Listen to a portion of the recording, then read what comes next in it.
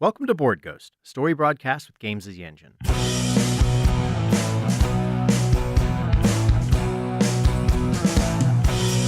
living is a highway, then heaven is a bus stop.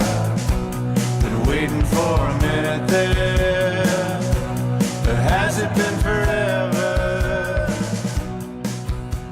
'Cause dying don't agree with me. We believe you're out there, hungry for stories for shared experiences. We can't see you, can't hear you, we will play for you. This night's offering is a new game. We're playing Final Girl by Brett Gillen. Final Girl is a slasher horror movie trope-tastic game where you are playing a cast of over 10 characters, upwards of a dozen characters in this case, and you have a whole lot of killing to do. So we're going to rotate playing the killer, rotate playing characters, and generally cause a lot of mayhem. To learn how we generated our story playing a game of Final Girl, go check out the Final Girl primer that's on the Board Ghost website. Our humble players, myself, John Holt, with me. As always, Ken Breeze. And with us, returning again, two great guests. I'm Sharung Biswas. Andy Gailey. We're going to roll right into figuring out what our premise is, and then we'll go into generating our characters. One thing that they suggest is to talk about what your favorite horror movies are or your favorite horror Get films. the juices going. To get those juices going. They give a list in the back, which are fun. We sort of reviewed a few of those. But Dee, what's your favorite horror film, if you have one? I was preparing myself for this podcast, trying to think my favorites. I think one of my top favorites is The Thing, the 1970s version. Cool. How about you? What are some of your faves? So I'm not terribly into like slasher type horror movies. So if I had to pick one of those, I'd say Cabin in the Woods because of the twists that happen in it. But otherwise, my favorite horror movie is Let the Right One In. It's a vampire movie, but it's different because like Scandinavian films are different, I would say anyway. But it's a quiet kind of horror movie. I am not a big fan of horror films. I Boo. never was as a kid. I never really got into them. Never really got into the slasher flicks of the 70s or the 80s. When I think about horror films, I actually think about Scream. Scream was like a very pop horror film that happened in the 90s that was very accessible to me, and it got me more into the horror genre. And after that, I started to watch like Prom Night. Jamie Lee Curtis I'm a big fan of her. So, the first Halloween movie is very interesting to me. Michael Myers as a villain is very interesting to me. This sort of like just faceless killer who can't be killed and is just going to be there no matter what. But that being said, Event Horizon is actually a really great horror film. I think I really like that weird shit. How about you, John? What kind of horror films are you into? I think, if you're talking like the best horror movies, they like the standouts will be like your Exorcists. I'm really into like the weird horror, like the ones that are derived from a lot of the pulp. So like From Beyond, the Reanimator series, like really fun, weird, like out there horror. One that sticks with me was actually like very traditional, like Ghost Tale. Might even have been based on a Stephen King story called Lady in White. Where a young Lucas Haas it's fall. It's like, it's a very fall movie. And he encounters a pair of ghosts. One is the ghost of a mother and one is the ghost of a little girl who was killed like a generation prior to his discovery of the ghosts. And it's a suspense thriller ghost story with, him discovering who this killer is and that they may have a close relation to him. And the idea of children being in the center of horror, and the closer they get, because you want them to succeed, to finding out the truth, the more danger they get into. And that's always kind of interesting to see people who, and you see this with like the Lovecraftian stuff where the people just don't even know what they're getting into by stepping off the path. Like another classic, hilarious and creep movie is American Werewolf in London. That is a great movie. So, I really love that movie. So solid actually. horror. It's so good. So yeah. So that all being said, what are you guys feeling for this premise? Like, where do we want this story to sort of be set? The premise should be able to be explained in about 2 sentences. Tells us who the killer is, or what the killer is, and where we are, and that's about it. I'm going to vote space doctors. That we are like in some sort of spaceship medical ward, and we are doctors, and something crazy is happening. We could be We're like scientists and doctors. like scientists. Yeah, we could be a But we're traveling. smart people. We're smart people. Exactly. Yeah, We're smart we could be people like fucking. a traveling space station of research and Yeah, medicine, and yeah. people often stop by to get treated. And all And there that could be a stuff. monk there. We can create a monk. It's Yeah, not like we can't yeah, have a yeah, monk yeah. as one of the victims. Or one of the doctors is yeah, also exactly, a monk. Yeah. Exactly. And I was thinking it doesn't even have to be like an anthropomorphic horde. It could be like, if we were on a planet, it could be like a phosphorescent fungus that like Totally. takes people over. Exactly. It yes. could be like a sickness. It could be bacteria. I it could like be- that a lot. I like the idea of people being taken over a little bit. So go the lifeboat route. Yeah, we're on a spaceship. We're doing whatever we're doing, and then Researching there's medicine. something that's starting to Medicine. take people over. So our premise is space doctors, Scientists, yeah. space scientists, So this is like a space medical research station. space Yeah. medical research station, exactly. And a deadly virus goes awry. Whatever that Yeah. virus is, we can sort of figure out what Yeah. some what sort of that might contagion. Some It's disease, a contagion. yeah. Maybe that's Yeah. a better way to put it. Yeah, Yeah. D, that's good. So we know what our premise is. We know who our killer is. Now we need to figure out who our cast of victims are. We're all going to create 3 characters so that we can have a nice stable of characters to kill as we go forward. We've generated our characters. Why don't we go around and we'll just take turns doing one at a time as we list them off and throw them into the pool. Love it. All right. So I'll kick it off. I've got Cassidy Fest, the Madam of Microbiology. Nice. I have Chaz Pilecki, an astrophysicist. I have Brother Corius, a deeply pious monk of the Order of the Shining One. I have Herald, which is an acronym. The Helpful, which is also an acronym. Cyborg. Right. I have Gummy, the pet lab animal. He's some alien species with an experimental speech chip. Oh, that's fun. I have Magda Granny Kolucka, who is a veterinarian. Kokola, excuse me. Magda Kokola, who goes by Granny. She is a veterinarian. I have Mrs. Grinby, the loving housekeeper, who's also a gene-spliced artificial organism.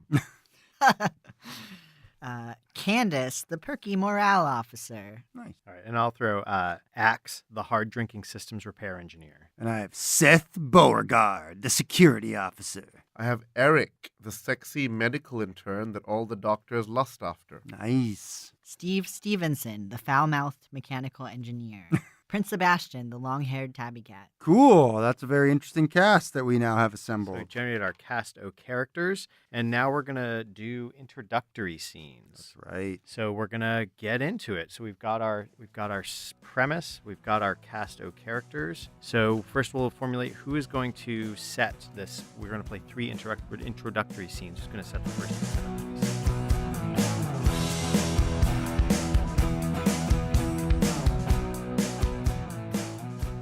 So the first introductory scene, I think, is going to be an emergency. In a medical station, we're getting a lot of people and organisms who are being delivered to the medical station. And so it's like pandemonium. There's just a ton of work to do, a ton of people showing up, organisms rather, that need to be worked on. I think because there was probably some sort of like explosion or mass destruction, and so they're all shredded. And it's just really, it's carnage that we're dealing with. So you start by selecting a character. Okay, I'm just going to choose one at random because that's how I roll. Oh, look at that. I pulled my own. Magda Granny Kokola. So I am the veterinarian at this point. I'm gonna grab Eric, the medical intern. Nah. The sexy one. Sexy medical Sexy. intern. Even more so, covered in blood.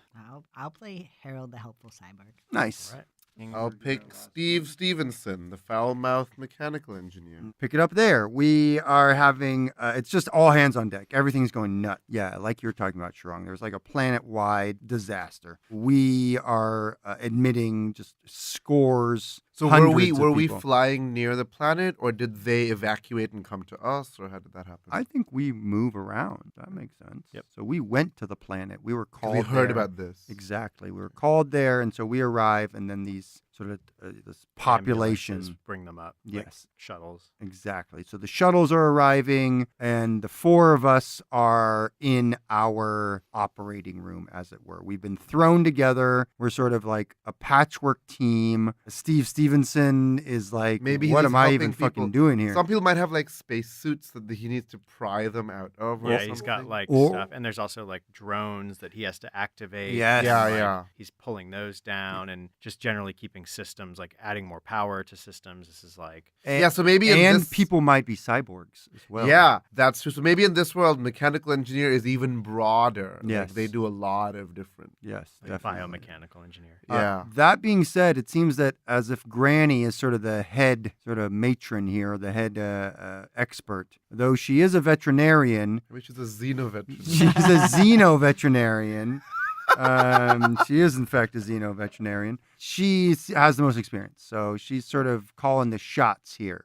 But she has a very soft spot for Eric, the sexy intern. Obviously, Helper is probably the most qualified and best, probably, doctor here. The So, cyborg helper. yes, Harold has been programmed with lots of first aid and medical knowledge, so he's definitely holding it down. He probably has the capacity to store the most information about all the diseases in the universe. Exactly, yeah, Right? exactly. Exactly. So here we are. We have a gurney, basically, that's been delivered to us by robots. And on that gurney is a woman who is probably in her 30s. She is sort of part human. She has like purplish skin and yellow eyes. Her hair is also sort of a light purple, like a violet. And it's like a beautiful hair. It's sort of like done up in like a debutante style. Her clothes that she is wearing are also seem to be as if she was at a ball or something like that. So she's wearing like torn up ball gown, and she is just in a super bad way. The clothing is actually extruded from her skin. Yeah. So the fact that it's torn up means she is physically damaged. Yes. So it's really bad. Granny is sort of leaning over her, going, "Oh, this poor girl. Oh, I haven't seen something this bad in years." Steve Stevenson looks at Granny and rolls his eyes because Granny is always like very bossy, and Steve is like, "Okay, look, you're a xenovet. You don't know what I know. Like, leave me to my work, bomb." So I'm gonna say they're rivals. Yes, we are rivals. Rivals with Granny. And he like rolls his eyes and continues to like work on this cyborg who also came in, who's unconscious, and like ugh, let me just do my... Yep. "Oh, you poor girl." And she's sort of like touching her face and like just being, her bedside manner is really good. But you guys know that it's sort of like an act. Like she's sort of a hard ass. All right, so Harold, the helpful cyborg, comes up to Granny and he addresses her and says, "Madam, may I assist you with this patient?" "Yes, give her the cc's of the Thorazine compote." "Madam, for this patient, considering her species, wouldn't the thorazine be a better medication for her pain?" Steve Stevenson bursts out laughing. Magda throws Steve sort of a narrowed glance. Looks back at Harold and says, "Harold, you're the only dependable one here. I love you." And you are friends. I think Harold and, Nice. and Granny are friends. Nice. Okay, and Harold is a cyborg, but he's not an anthropomorphic. He doesn't look like He's a not human. fully functional? No, Is that I what mean you're no, telling me? he's functional, Cyborg but alien. like he looks like he's white, like he has white, obviously synthetic material. for, Yeah. like, Like and so Big he, Hero 6. yeah, sort It's of. more like an obelisk kind Yeah. of thing. Yeah, So actually, yeah, maybe. So like he isn't capable of displaying like human emotions, Yeah. and his voice sort of comes out of like a set of like speakers, kind of like that. So Nice. maybe he's sort of like got that. He's an Apple product, right? Like Right. he's all white and like just very sleek and slimlined. Nice. Yeah. And how does he move? Does he hover, or does he have the legs, or does he swing? Does he brachiate using tentacles? He's on like a rails. Yeah, throughout the station. Oh yeah, that's maybe less efficient, but I think maybe like it's pneumatically powered, so it's like very quiet. So there are Um, some places he yes. can't go then. Mhm. Yeah, I Mm. guess so. Yeah. Interesting. Yeah. But it also feeds like that's also the nutrient system Yeah.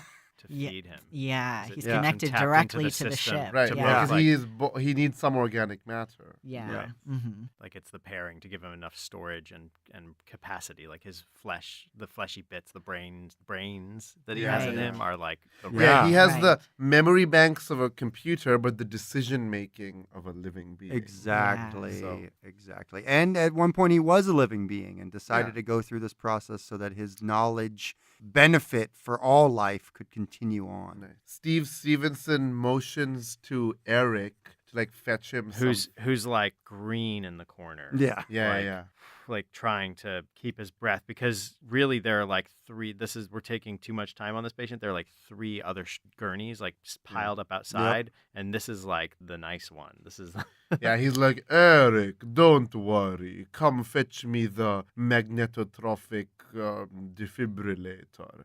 And he like smiles. Don't listen to that grease monkey, Eric. I need you over here. But Steve Stevenson like smiles at Eric because he is screwing Eric. yeah. Mm-hmm. And he grabs the device he grabs is not very phallic. It's a weird shape, but he still kind of like strokes it, says like, and he turns a little less green and a little more flushed red. Thanks, Steve. That's what he says. Yep. As he hands over the thing. Yeah, Steve takes and starts pottering around again with. And Eric actually, like, as Harold gets going, like little like arms are coming down from the ceiling that he has control Yeah, over, he has and like start a like web that he's connected to. Eric, that's when he's like, as the work starts going, even though there's a sort of a burning lasery flesh smell in the air, he gets really interested in what's going on and is like over the shoulder on Harold and saying, "Oh wow, that's really like really fascinating, and you're just so amazing," and starts like caressing him, but it's a friendship thing I think he has with Harold. Gotcha. Nice. Everyone's friends with Harold. Indeed, Harold. everyone loves Harold. He can be anywhere. You He's don't mess the with helpful Harold. cyborg. And as you guys are sort of looking at one of these newer sort of gurneys that's coming in, you both, Harold and Eric, are seeing something that is wholly new to you. It looks to you as if indeed the body that's coming in doesn't look like it's been torn up by some sort of conflagration. It looks more like it has some sort of infection. Like its entire body is Like just... it's eating away at the extruded clothing. Yeah, you know, the better way I was thinking about it was that it would look like a really intense skin rash. Like almost like someone had like road rash, like they had been dragged along the ground. But so their skin is sort of popping up a little bit, and it's just like they have this weird sort of infection that is all over their epidermis, all over their skin. It doesn't look like what the other people are sort of dealing with in terms of being torn limb from limb. As that person comes in, we're all taken aback. Yes. That's a great place to end it. So back in the pool. We these throw our go. characters back in the pool so that we can continue our second introduction scene. We're in commissary. The last shift has just ended, and we're watching through the exoplane glass as the last shuttles head back to the planet, Yeah. where there's still like you can see cities on fire still down below.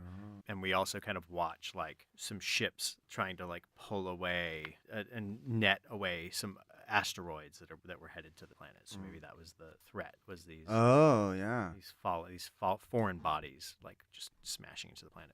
We're watching this and we're exhausted. And Yeah, it's been a tiring day. everybody has stories, but we know everyone's seen all kinds of crazy shit today. And this is where everyone's thin, like everyone's nerves are frayed, everyone's exposed. It's been a long, tough day, and thankfully there aren't too many of these. But this is our job. So Sure is. I'll be Candace, the morale chief. Oh, you are Mrs. Grinby, the loving housekeeper who's a gene-spliced artificial organism. There you go.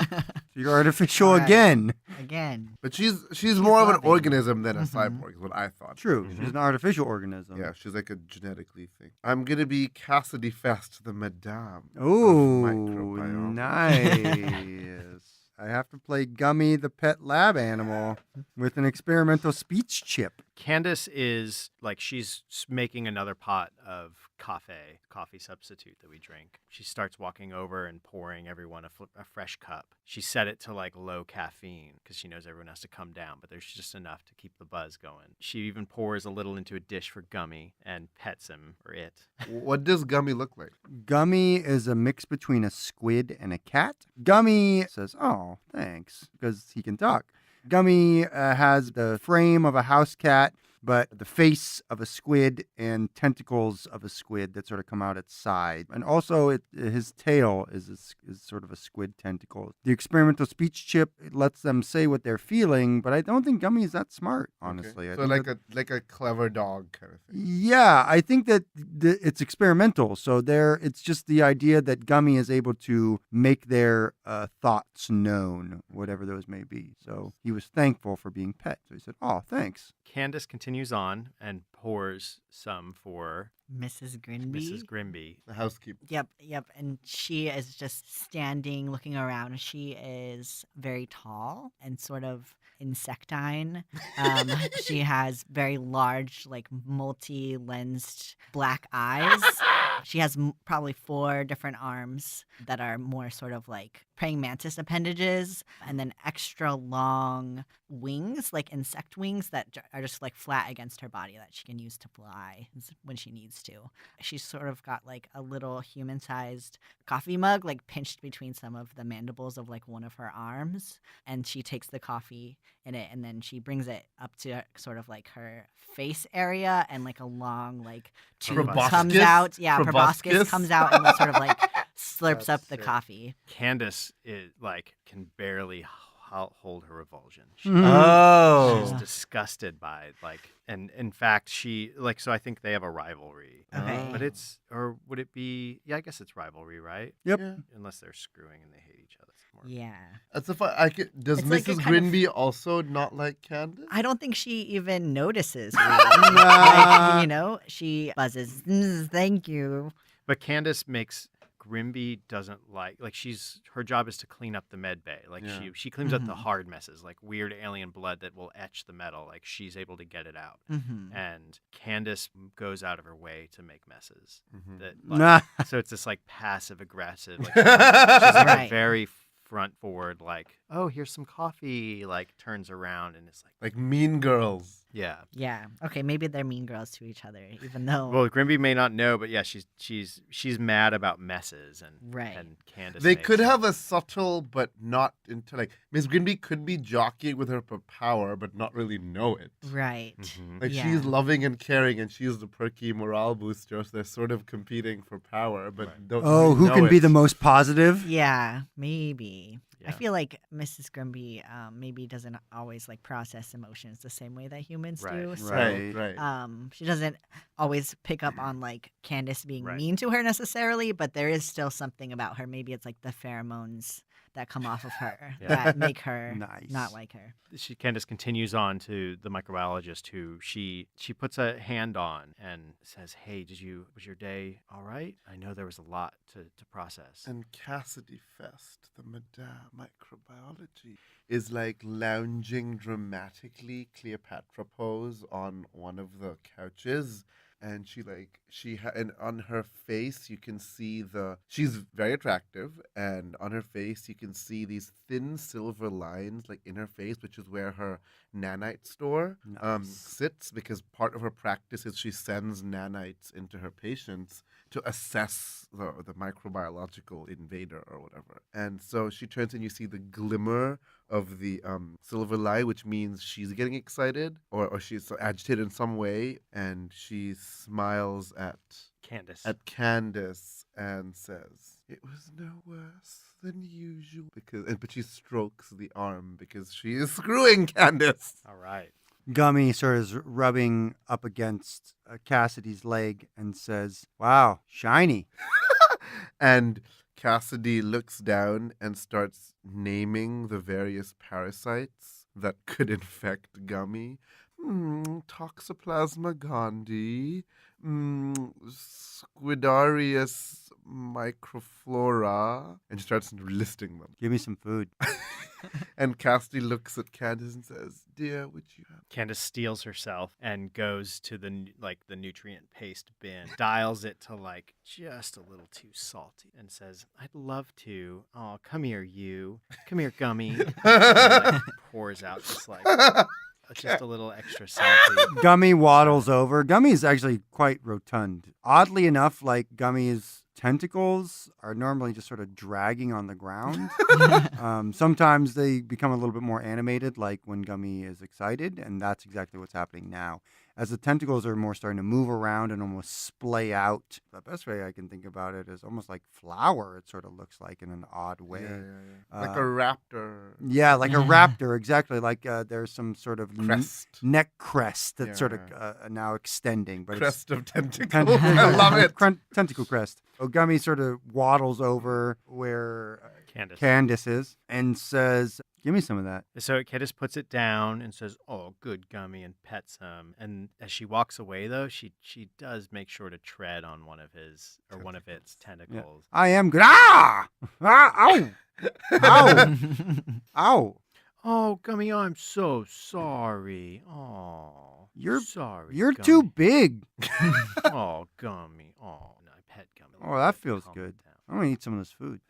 And Cassidy is like, Mrs. Grinby, I'm ever so grateful for you cleaning up the sputum my last patient ejected from his second mouth. Because they're friends. Because Mrs. Grinby cleans up after the... Because Cassidy is the madame of microbiology. She Indeed. only gets the really weird cases so she can investigate them. And so a lot of weird stuff happens. And Mrs. Grinby's always there to clean up and like be jolly and helpful in her weird insectoid way. Right. And So they're she, friends. and because they've been friends, Mrs. Grinby has learned about a lot of these different kinds of bacteria and microbiota and how to specifically clean them up to be most sterile and safe for all the medical environments. So they definitely are friends. Nice. She's like, thank you ever so much for the last cleaning. You're quite welcome. And then she says, it was rather difficult. I couldn't find a proper diagnosis. It was almost as though the infection was mutating in front of his senses. Oh, how strange. Maybe you should talk to Harold, the helpful cyborg. Perhaps. That's when Candace is like, "All right, gang. Hey, we all had a long day, but we should all start heading out. It's we gotta get the satellite set up once we get out of orbit here, and everybody should have messages once they beam in from home. And you know what? I might just get the holo up, and we can maybe have a holo night tomorrow. What do you guys say?" This food's really good. Gummy is using their tentacles to shove food in their mouth. So they're not only Too just salty food. exactly not just putting their heads down into the food and eating it, but their tentacles are starting to come around now and shove food in their mouth that much more quickly. And Cassidy starts naming more diseases that could arise from Gummy species. We should have like a flashback to when we were all assigned to this mission, right? So I kind of want it to be like a scene of sort of like everyone arriving on the ship. Oh, cool. And like people sort of like introducing themselves to each other. And like since we've already seen some of their relationships that they set up, maybe we'll see some different characters and sort of Totally. how they ended up in this place. Maybe it's even that like the rest of the crew is like rotated off. Like it's been like a decade that they've been here, and now it's like all new people coming in to like run this thing Yeah. or something like that. Yeah. So maybe some of the old crew is also there. Yeah, totally. And Like there's- Granny might be like old crew. Yeah. The synthetic people, the robot Yes. and the insectoid might be old crew. Yeah. And the cat. And the cat. Sure, I'll be Prince Sebastian, the long-haired tabby cat. So there's an actual cat. An Actual as cat. well as the squad Squid cat. squid cat. Mhm. I'm actually gonna play Eric. I'm going to play Brother Corius, a deeply pious monk of the Order of the Shining One. I'll do Seth Beauregard, the security officer. It wasn't like a sit-down dinner, but there definitely are tables with like name tags because otherwise like, it's forcing people to like mingle with Mingle. each other. Yes. This is kind of the in-between time where people can have snacks or whatever, and then there's gonna be like a speech of some sort. And then some like icebreaker games that people are gonna have to play. Prince Sebastian, the long-haired tabby cat, is a sort of like mascot of the monk, right? Like brother, what's his name, brother? Cool, Brother Corius. Brother Corius, right? Yeah. So, I think that Prince Sebastian and Brother Corius maybe came here together. right. Like maybe Is he there's like some the sort of chaplain kind of thing? Yeah, he is the chaplain. He's I like think. a- and so yeah. effectively Prince Sebastian is his pet. right, or I think maybe he has some sort of religious significance. Ooh. He's like a ritual cat. Right, A yeah. Ritual cat. Like he's special. Yes, Like he maybe is he's part special. of the mass that you give. Like he has to yowl a Yes. certain amount of time or something. Cats are said to be able to like have a special celestial connection. Yes, Sounds that's I right. love it. I And love there's it. like That's right. roots with old like Egyptian like sun. Yeah, yeah, Yes, yeah. exactly. Other, like solar. I like that. space So we're gods. friends then. Yeah. Sounds like. It's funny how a religion that is now dead in the 21st century reestablishes itself in like the 50th century or whatever. And Brother Corius is saying, Oh, Sebastian, who's the prince? You're the prince, Sebastian. You're the princiest prince. Oh, Sebastian. So are they sitting Oh, down, or is prince. he holding him like standing up? Where is this scene? I think we're at the table, right? Or Yeah, we can and be at the table. I think Seth Beauregard, his introduction to you is him sneezing and sniffling and saying, "Did you get clearance for this? I'm gonna have to check the manifest." And note that Seth Beauregard is he's a long-standing. He is Yeah. like an open-ended rotation. Like he's the guy who checks everybody in. What's his position again? He's a security officer. So he's also sort of he kind of maintains the stock. This is a pretty skeleton crew. Mhm. Everybody has a bunch of roles to play, and he onboards a lot of people and makes sure the crew itself isn't bringing on any contraband or. So are you establishing that Seth is a rival with the cat? No, I guess. Well, we can see how the Brother- relationship. we'll see if it shapes out. They Brother may not- Corius out. responds, not speaking in the same voice at all, and sort of turns around and gets much more sort of haughty and cold and says, "It's a religious observance." And Prince Sebastian just is purring in Brother Corius's lap. He kind of like does the Halloween cat stretch, like digging his little paws into Brother Corius's lap, and he fluffs his fur up. Oh, you make muffins. You make muffins, little prince. Oh, you're princey. And Eric, who is very green in a different way this time, Mhm. he is like nervous and he's upset because the only person he knows is Brother Corius because they are screwing. Ah! And Brother Corius is not paying attention to him. So he's just like kind of lost because he doesn't know anyone else. And he's like this 21-year-old recent college grad. Yeah, and Beauregard sees him and his eyes twinkle, and he sneezes again, but he comes over and like claps his hand on him and goes, "Fresh meat, huh? So you're the new green boy on this mission. You better watch yourself." And he colors visibly as he's wont to do, and says, "Oh, I'm excited to be." Beauregard chuckles and kind of pats him again and walks off. And let me know if you need anything, kid. But Establishing watch a your back out there. Friends Yeah. relationship. Yeah, I think. Nice. Brother Corius says, Eric is one of my most dedicated pupils. He understands the true meaning of The Shining. And You make me so happy. Eric colors again and looks at his feet and like bites his lip. And Prince Sebastian just kind of rolls his eyes and like starts licking one of his paws. Seth pops up and does a little like security rundown. That's one of the first meetings. Is like, Yep. All right. all right, gang. So we've got we're not going to have to deal with this, but there are we got multiple hulls going on here, and in case of emergency, we can lock things down, seal things off.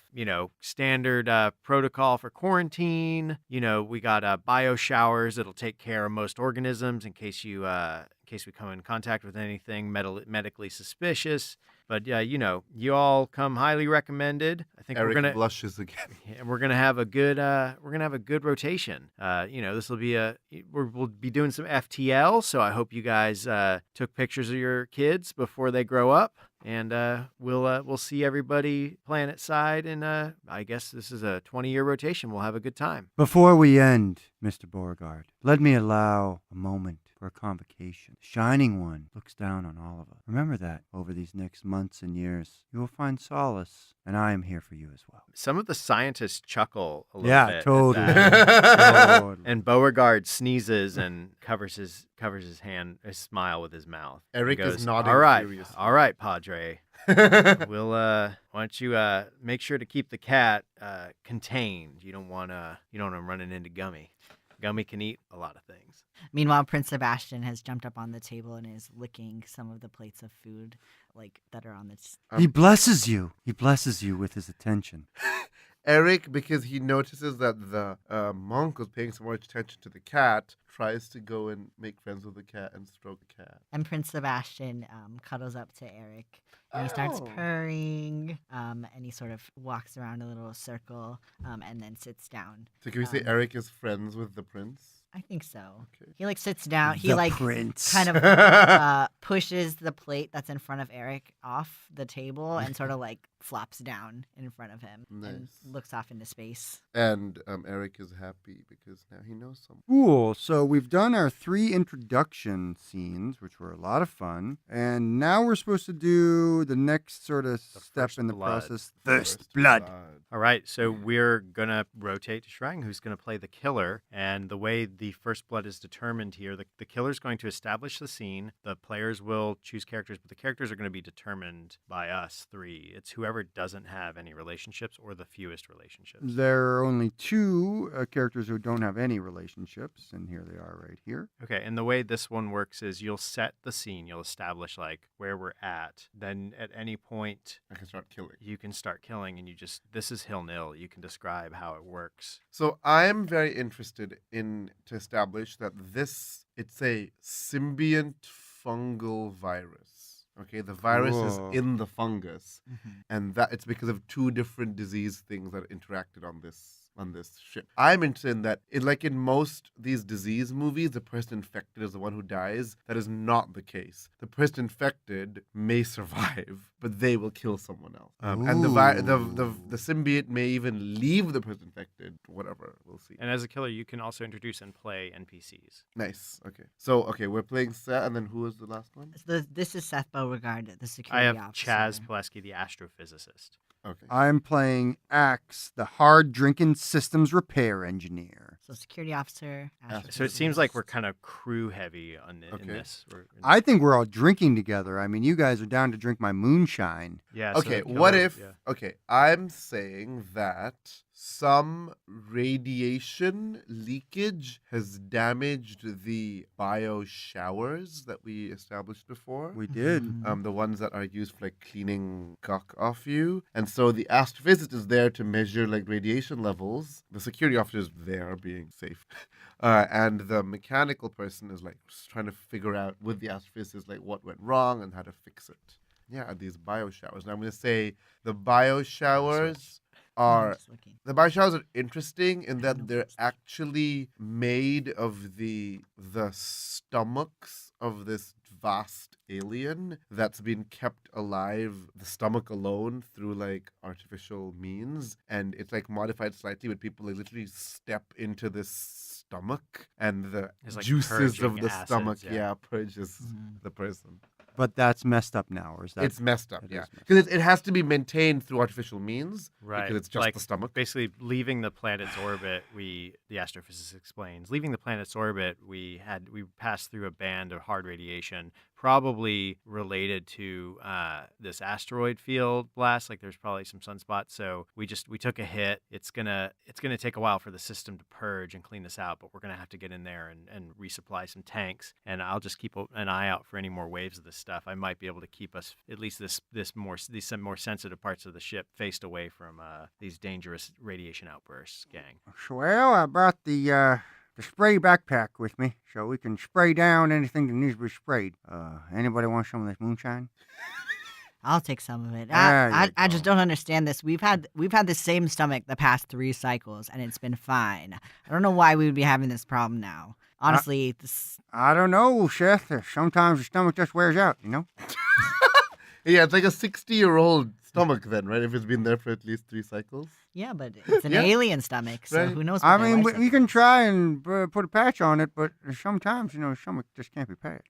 Seth takes a big glug of the moonshine. There you go. That's good for what ails you. I guess we're just gonna be stuck here until that thing is fixed. What's everyone physically doing right now? So the astrophysicist, is he's taking a sample and checking it against like a data pad. Okay. So he's got like a little petri dish that he's borrowed of the goop Mm-hmm. that is like You're doing some radiation analysis. yeah, he's just Okay. checking. Like he's got some lead gloves on and like a little vest that kind of keeps him. He's not worried. He doesn't think it's high level, Mhm. and it's not. Yeah, he's just kind of checking. He's got like a Geiger. They've all got badges on because they're Right. dealing with radiation. So he'll check that periodically, make sure everything's fine. But he's pretty all business. Like he's doing his job, trying to get out of here because he knows he's on a timer. And you guys are drinking on the side.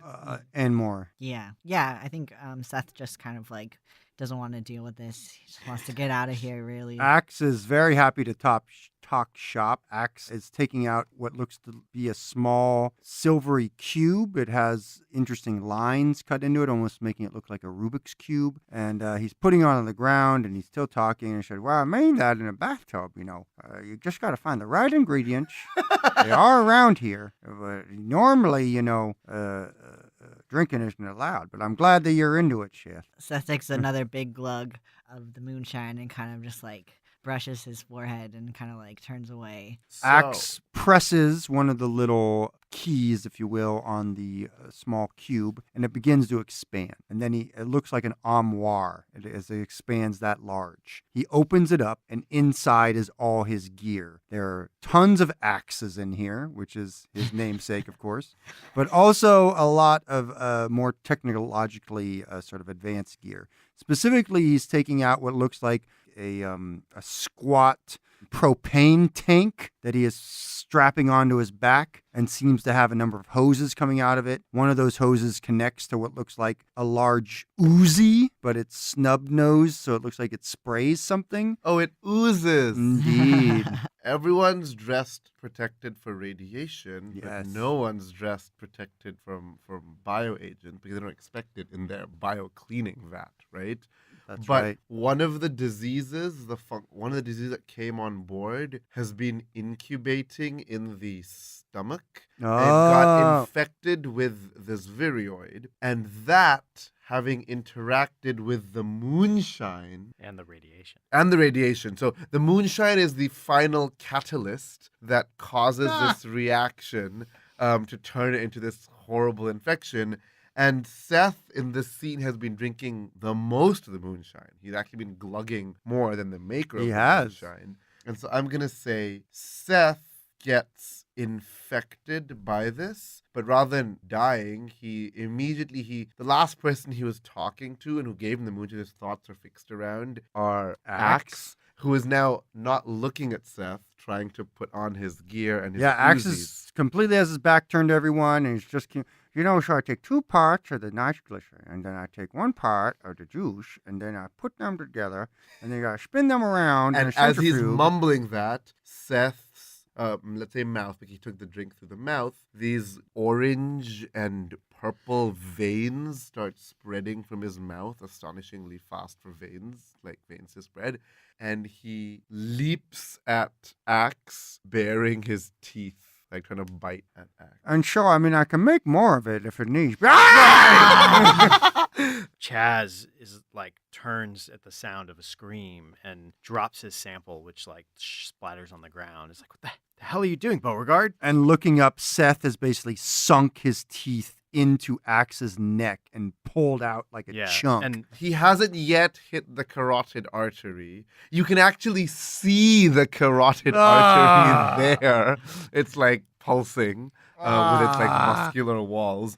And Seth spits out the chunk and rushes like in a weird headbutt towards Axe and hits him right in the stomach. Like this virus symbiote thing doesn't really know about your body as well, right? So it's just doing whatever it can. So it like headbutts you and forces you, into the stomach. Into the stomach, which hasn't been prepped yet for cleaning. Yes. So it hasn't been made safe We were just yet. getting ready to clean it.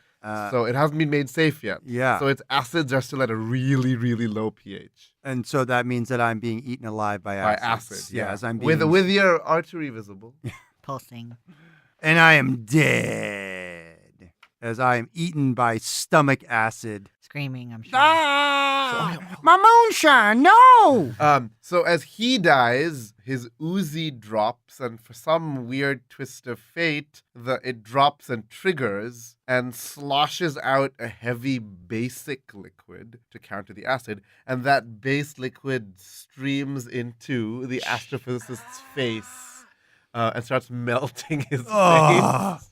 So- Melt his face off. So the astrophysicist has melted. Chaz is dead. And then Pelicky quickly tell me something that Seth, like there's a glimmer of emotion in Seth before that completely consumes him again. Right. So even though he has like the orange and purple veins spreading out from him, like the weird film that was over his eyes as he was attacking the men sort of like clears for a second, and he's just like looking around, like what happened? Like seeing the goo and the astrophysicist like writhing on the floor, and so he's Tasting the blood in his Yeah. mouth. right. Choking on his own face mucus. Yeah, yeah, and for a second he's just like totally confused and free of the influence of the fungus, and then what happens?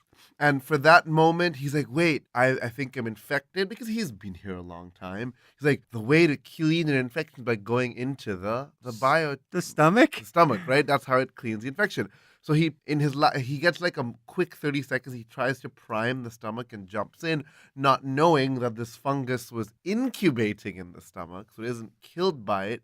So he steps in, and what happens is inside the stomach, when he turns everything on, the fungus starts spreading so rapidly Yeah, that like literally supercharged. takes over his entire flesh, and there's like a mannequin of fungus left. standing. Is it also orange and purple? Dead. Yes. With what color clothing was Seth wearing? Well, he was wearing his uniform. What color is that? I think it's probably like white also. Yeah, it's So like Everyone- very it's hospital. orange and purple, but these patches of like white bristles, like it's taken on the color of the uniform underneath. like sort of like thready. Sort Yeah, of. yeah, I like forgot. hyphae, Yes, sporangia. that's what they're called. Yeah. Cool. We interrupt our story here, and we'll continue in our next communique. I was one of your players, John Holt. You can find me on Instagram at board_ghost and on Twitter at Lord Joho. And you can find my other podcast, newtoyoushow.com at newtoyoushow.com. And Ken, where can people find you? Definitely find me on Twitter, Board Ghosts. I am at Berlingsbeard, BERLINGS. Also, check out my website of the same name. I'm on Instagram. I'm also doing some sweet Twitch streaming. Check that out on Wednesday nights, 10 p.m. Eastern Time. And also, we're getting super excited to go to PAX Unplugged, which will be in Philadelphia in November. So I hope to see a lot of you there. How about you, Shirang? Where can we find you? So you can find me on Twitter at Sharang Biswas, the spelling of which you can see, which is the same spelling as my name. Oh, and I wanted to say that it's out there that with some friends, we're starting a small initiative called Game Ghost, not the same as Board Ghost. And we're going to make, for people who want to, customized role-playing games for them. We'll come to their place and run it for them with some extra tricks up our sleeves. So that has a Facebook page. We should be rolling soon, so check it out. D, where can people check you out? I'm D. Gailey. You can find me sporadically tweeting on Twitter at MixNerdMXNURD if you so choose. All right. To learn more about the players and engine in our story, visit boardghost.com. You can attempt to pierce the veil and contact us at BoardGhostWorld on Twitter. Shout out through the ether if you have desires we can fulfill. Please leave reviews and comments on iTunes. In fact, the new iTunes app that's going to drop in September, iOS 11, will be a great place to subscribe to the show and to leave your comments. So take a moment to subscribe on that or your favorite podcast app, and don't miss out on the latest episodes. We'd like to thank Pat Couples for our theme song and interlude music. You can find more about Pat at patcouples.tumblr.com or on his band's website, hotelsandhighways.com. If you're not alone in the void, share our stories. The more they are consumed, the truer they become.